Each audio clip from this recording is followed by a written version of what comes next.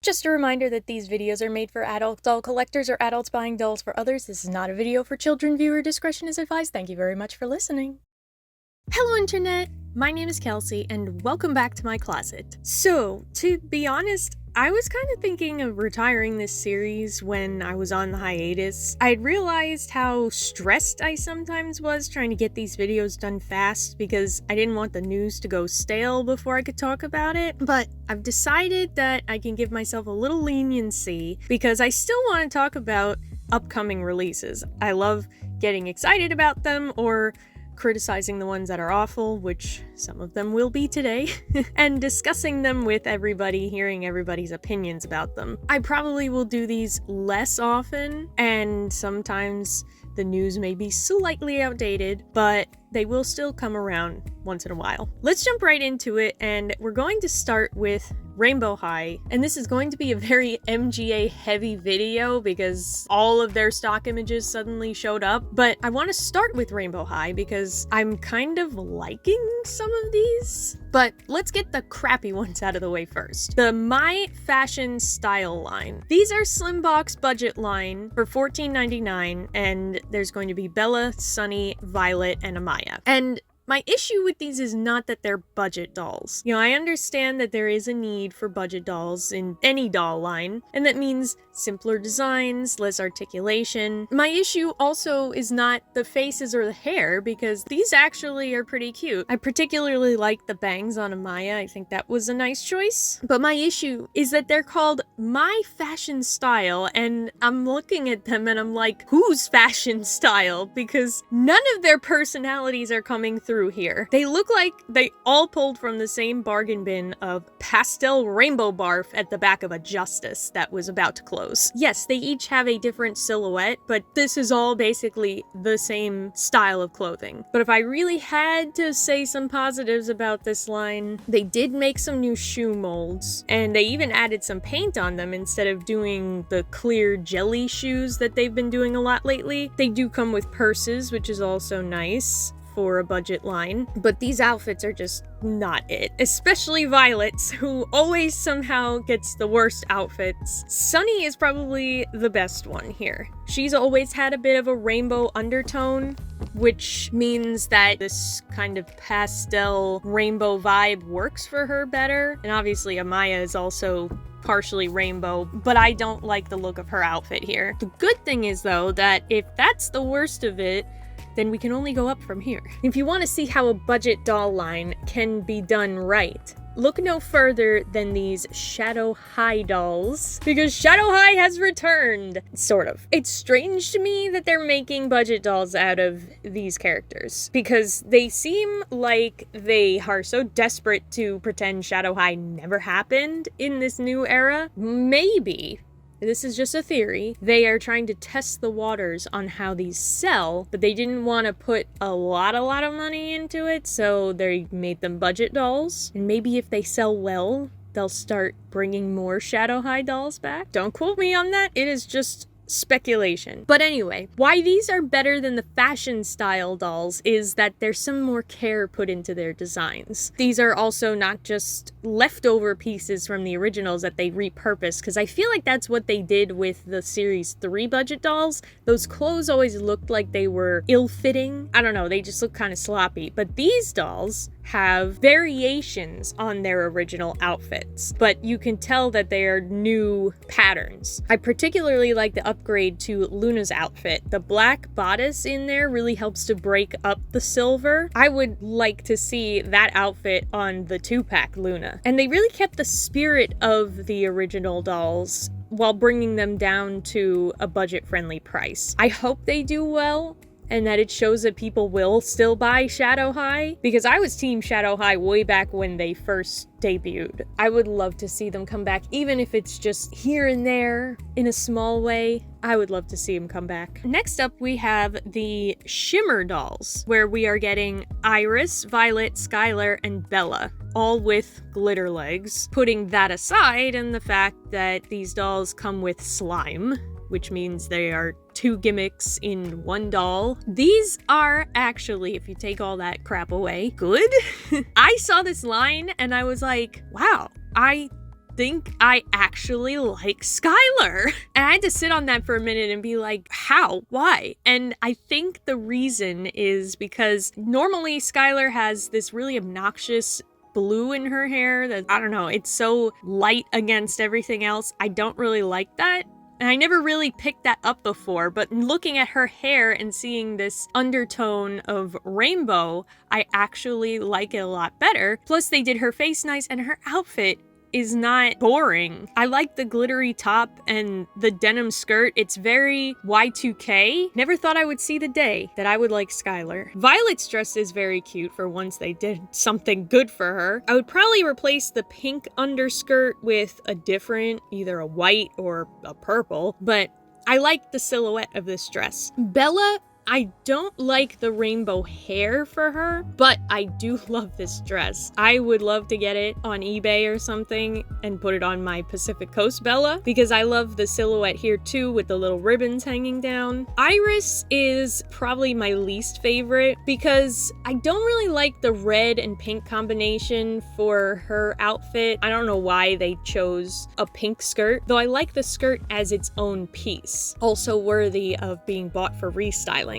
But I also, and this is not just for Iris, this is a general feeling, I hate the sleeves trend in fashion right now. Why would I want a shirt that has no shirt? I don't understand why you would only want sleeves. I feel like if I was moving my arms around, I would be constantly adjusting this thing. And then you have to make sure you have something to pair with it that matches. Like the worst fashion trend that I've seen in years. That loses Iris points here. But if we're looking at the line as an overall grade here, it's not too bad. Next we have this playset with Amaya, the Rainbow Closet. I don't particularly like the face on this Amaya. It almost makes me think of some of the faces they use for Violet, and then they just like rooted Amaya's hair in. For the playset part, it's not too bad. I always like a good storage kind of playset. So we have shelves, we have the closet rod, and it was clever to add that background rainbow to keep everything stabilized. Plus, it's not super bulky. The original Rainbow High Closet, I love it, but it's big. It's hard to find a good place to put it. This you could easily put on a shelf. And the clothing pieces that she comes with too are not hideous. The hoodie that she's wearing, that's always a good base piece to have. The boots remind me of some of the earlier days when we started to get knee-high boots, though I don't understand why the letters are written backwards on them. You get a couple of purses, you get the hangers, some extra shoes. The pants I think are cute. I would use those in a restyle. I'm not sure how much this is going to be, but I think it's a nice set. I think it would probably even fit inside the Rainbow High dollhouse. Next, we have the latest wave of junior high dolls, the Prismatics. We have Amaya, Skylar, Sunny, and Bella. Right off the bat, I have to say that their faces look a lot better. They must have altered the junior high mold finally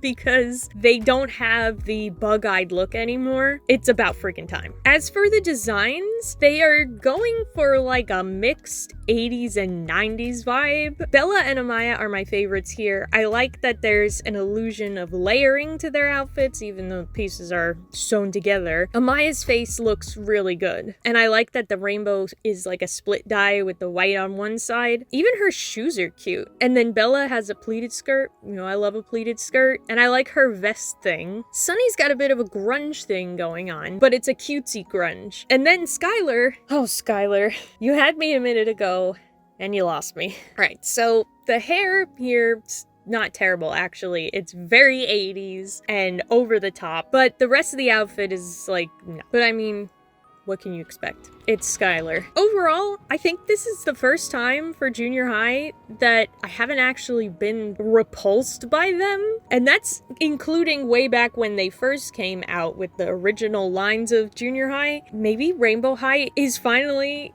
improving. Maybe they are on the uphill track to get back to the way they were before. never mind.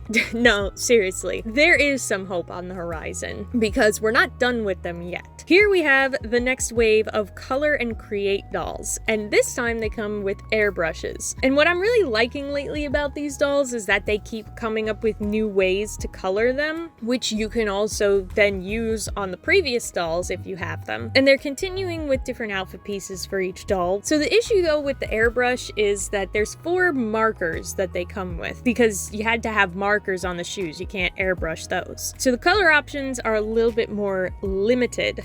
But depending on the shape of this airbrush tool, you might be able to use other washable markers, and then maybe you would have a better range of colors, or some of the markers that came with the previous dolls would probably fit in. It would be interesting to see people testing this thing and seeing what it's capable of. And for the dolls themselves, I mean, faces and hair are usually pretty cute on these. I particularly like the one with the curly hair. Don't really like her parachute pants, so I don't know if I would actually buy her, but I like her face. And finally, we have the next Sparkle and Shine line with 4 new characters, and I saved the best for last here. These are really nice, even with the legs. This time, instead of glitter, they have what looks like lava lamp filling, and while it's annoying for the purposes of articulation, the upper halves of these dolls, they make me feel like we're in the old days of Rainbow High. I mean, they actually have cute,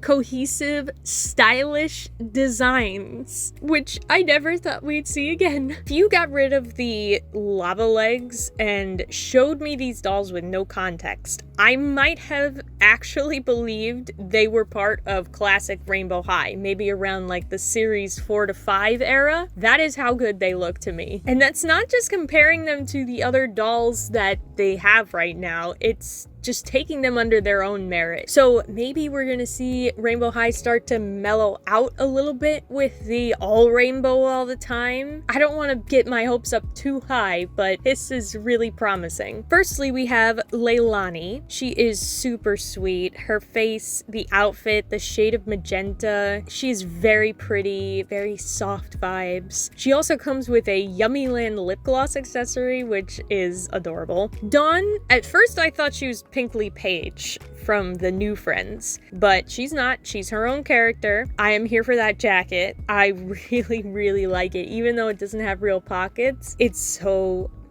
stinking cute. I wouldn't buy her necessarily, but I might scour eBay for that jacket, though she does have a very pretty face. Misty, she has a really lovely color scheme with that teal. They've been shying away from the darker colors lately in this new era of Rainbow High, so it's nice to see that they are experimenting with a dark color again. Her shirt is also really interesting. It's like a patchwork of different materials, but not clashy. And I love the metallic lip color on her too. I saw someone on Instagram say she reminded them of Uma from Descendants, and I can definitely see that. And then finally there is Whitney, who is giving Xenon Girl the 21st century. Normally I am not into a sci-fi futuristic vibe, but I think she looks so sleek in the white and the silver. Plus, the gray eyes and the platinum blonde hair is very Draco Malfoy of her. Overall, I'm really stunned that they managed to make a whole line in the spirit of classic Rainbow High that I actually really like. If only they didn't have the legs. I mean, you can rebody these dolls, I'm sure, but you know, you have to buy the body with the legs, and then what are you gonna do with it? But still, I might actually do that. Also from MGA, we have to talk about a few OMG dolls that are coming out soon. And I'm still kind of surprised that they didn't get canceled. I really thought MGA was not going to be able to sell them anymore. I'm pretty sure I saw an article saying that they were not allowed to make them anymore after the whole thing with the lawsuit, but maybe there was some stipulation in there allowing them to sell the last couple things they had already produced, and then they're not allowed to make them. These might be the last OMG dolls that we ever get, unless they rebrand the dolls under a different name, which I wouldn't put past them, so don't mourn just yet. Firstly, we have the OMG Eye Spy dolls. I'm kind of lost on the point of these. First of all, They are all totally different themes, none of which has to do with spying, except for the one that is a spy, but the other three, we have a superhero, a fairy, and a rock star. So, I don't know, are they undercover? Or, I don't know. I'm kind of confused as to why they call it Eye Spy. Because yeah, they have some color change elements. I guess you're supposed to test the different parts of the doll to see what changes color, but then after you find that out, that's it. I mean, they could have just called this line anything, really. It just kind of slapped together to me. They're not terrible. Like, I wouldn't say that these designs are ugly or anything. The superhero is pretty bland. The fairy has some pretty colors, but again, it's kind of simple. As far as the outfit pieces go, there's just not the detail that there used to be in OMG, and this has been happening anyway. Though I will say I do like the rock star. She feels the most like a traditional OMG doll. And I feel like that's a feeling a lot of people are getting with the next set of dolls, the OMG Powerpuff Girls. I've mostly seen a lot of negativity on these dolls since they were leaked, but I kind of personally like them. Like, okay, yes, I just complained about the simplicity of the outfits, but here I don't mind it so much. They are not exact one-to-one copies of the teenage version of the girls from that episode, but I think here that was a benefit because those designs in the show were even more simple. I think they still captured the spirit of those outfits with these dolls and gave them a little bit more interest. And I knew the eyes were gonna work on the OMG face, though Bubbles looks a little cross-eyed. But I like them. I don't think they deserve all the hate that they're getting. I really don't think they're that terrible. Maybe people had high expectations, but I kept my expectations lower, so I'm kind of like, okay. And our last MGA subject is Bratz, because there are actually a few lines that we got stock images of. First off, we have the Stylin dolls, and these are the most reminiscent to the Bratz that I know, and I actually really like them, except Jade. I don't know what they did to her, but she looks like a cougar teacher. But as a whole for this line, this is where my brain would go if you were like, think of what the Bratz look like. Bold fashion that borders on experimental, and fierce faces, because I really do like the faces on these dolls. They are sassy without being weird looking, because some of the other ones we're going to look at are a little bit weird. Chloe and Yasmin are my favorites here. I love Chloe's ridiculous pants, and Yasmin's whole vibe is just adorable. I think I would have liked Sasha a little bit more if she had a jacket or some other layering to her design. It's a little simple looking, especially compared to the other three, but her base doll is very pretty. Now, the issue here with these dolls is that they are $29.99 each, and when we talked about them during the lineup earlier this year, I assumed they were just going to come with multiple outfits, which would have justified the price. But instead, they come with a human-sized t-shirt, which you are supposed to destroy, I guess, to make into your own fashion to either match the doll, or they give you options of how you can redesign this t-shirt. I like the concept in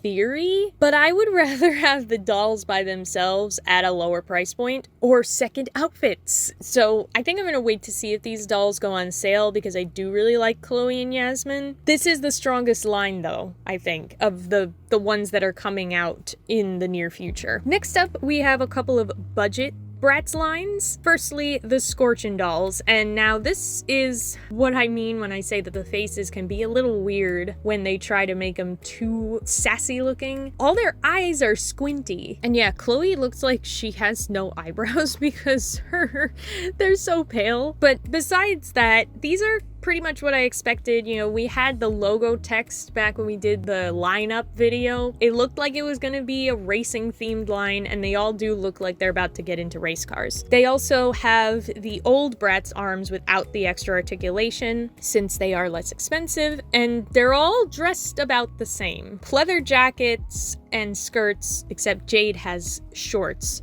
and then tall boots. Now there are a few things that I like here. The boots have a lipstick for a heel, which is making me think of Monster High, so they probably got the idea to play around with the shoe molds from them. And the outfits are nice quality. They're not just cheap, papery kind of fabrics. But my gripe here is that they are very copy and pasted. I don't like it when a budget line just takes one outfit and changes the color or slightly changes the design for each character. I know it probably saves money and they can keep the cost of the dolls low, but I find it hard to believe when they make other budget lines with different outfits that they can't do that in every budget line. And their hairstyle is all exactly the same, which really bothers me. The idea behind the Bratz was that they each had their own individual fashion style, and none of them are showing through here. And that's frustrating because if you're gonna get a budget version of the doll, you want to get the similar experience to the full price doll. So if you're not giving them the experience of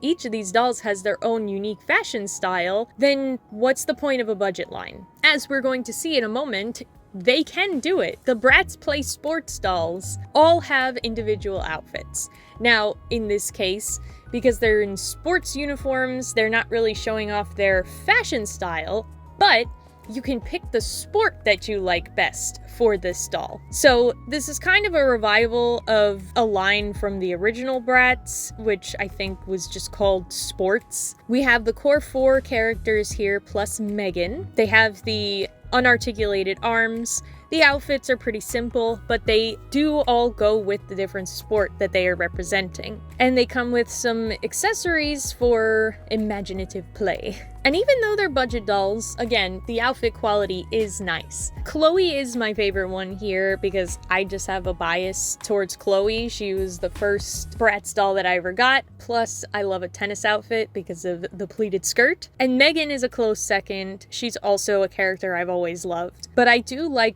all of them, really. They're all very cute, nice faces. See, these faces are cute. Not super sassy, but I like that their eyes are more open. But this is how you do a budget line right. And then finally from Bratz, and the last MGA thing, we have stock images of the Bratz Fashion Pixiez, which is another line that we had heard of from the lineup. At first, I didn't know how to feel about these. I think the faces were throwing me off because something about the makeup with the way they did the bottom lashes was bothering me. Putting that aside, I like the designs of their outfits. Would I immediately think that these are Pixiez if they didn't come with wings? No. They don't have a high level of fantasy, which is kind of what I was expecting when we heard about these. You could have probably called them like Flower Power or something and gotten away with it because they do all have a floral theme, which I like. Lena definitely stands out here from the crowd. I thought she was Roxy at first because of her color scheme, and I don't know why they didn't just use Roxy, but whatever. But she's the only one that's not in pastels, and she kind of looks like the evil pixie antagonist. But I like that. I like a good edgy doll. And I appreciate that there's definitely a Y2K influence on their outfits. The florals are really nice. Besides Lena, I think Sasha is my favorite here because I really like her pants. Though I also really like Jade's Sakura design. That's very, very pretty. I love the sleeves on her shirt. Overall, pretty. The faces are but the outfits are pretty. I like the outfits. And their wings turn into rings. So there's that. But these are going to be $24.99. All right, and now let's shift to Monster High, which is the only other topic that I really want to cover today. There's not quite as much to talk about here, but I'm not super excited about a lot of this stuff either. So let's start off with the next line of Skulltimate Secrets, Series 7, Gorgeous Oasis, which is a vacation-themed line. We have Draculaura, Laguna, and Ginafire, who's making her second appearance in G3. There's no out-of-box pictures yet, only the packaging, so we can't get a full idea of what they look like yet. But it does appear that they've changed the locker design again to a suitcase, which I think this is great. It looks like they're gonna have a handle so it makes portability nice for kids who want to take their dolls with them, or adults. So thank you, Mattel, for that. As for the designs of the characters, again, it's hard to fully judge them on the artwork, but I do like them enough so far. Draculaura's shoes look really cute. I like the bandanas that they gave them. It's very beachy, very touristy. I love the look of Laguna's shoes too. They look super intricate. And I'm curious how the seashell top is going to look on the actual doll. And for Jennifer, it looks like they removed the red elements from her design, focusing more on the purple and green, keeping her in cool tones, which I think really works. I'm really excited to see the rest of the pieces that they come with and their actual dolls. And then we have the next line of Buried Secrets, Haunted Dance. And I do not like these at all.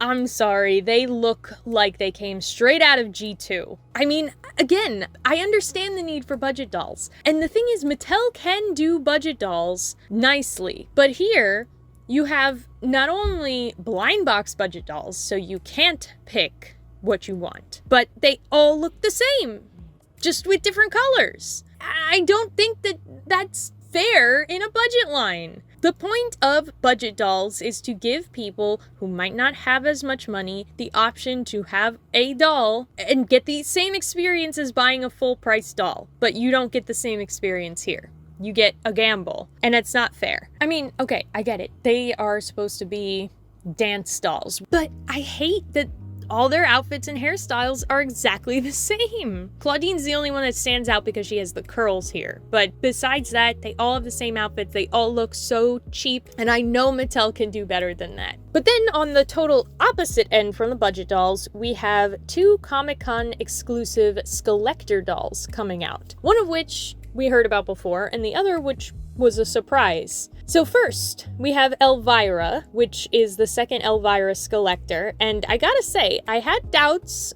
about how they were going to do a second one of her, because she mostly just wears black. So I was like, how are they gonna do another black outfit that's going to stand out? But they did. They actually did it. Yes, her outfit's mostly black, but they added pops of metallic pink here and there. Not so much to overwhelm her, but I think it works. Now, she does have a winking face. I don't think I like permanent winky face. It makes it harder to take pictures of a doll when they have a winky face, because that's the only expression they can ever do, as if dolls can do other expressions in general. But they were trying to make her stand out from the other Elvira, and I kind of like this face better, even with the wink.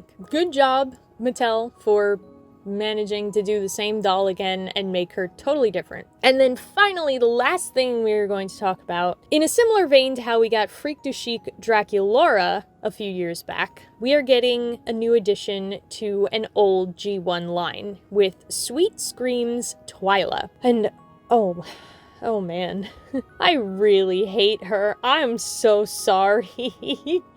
She is just so clowny and poofy and just awful. And I know I'm probably upsetting all the Twyla stans out there, but this is a no. This is a huge no for me. Okay, so I get it. Sweet Screams was a very over-the-top, whimsical, Alice in Wonderland kind of line.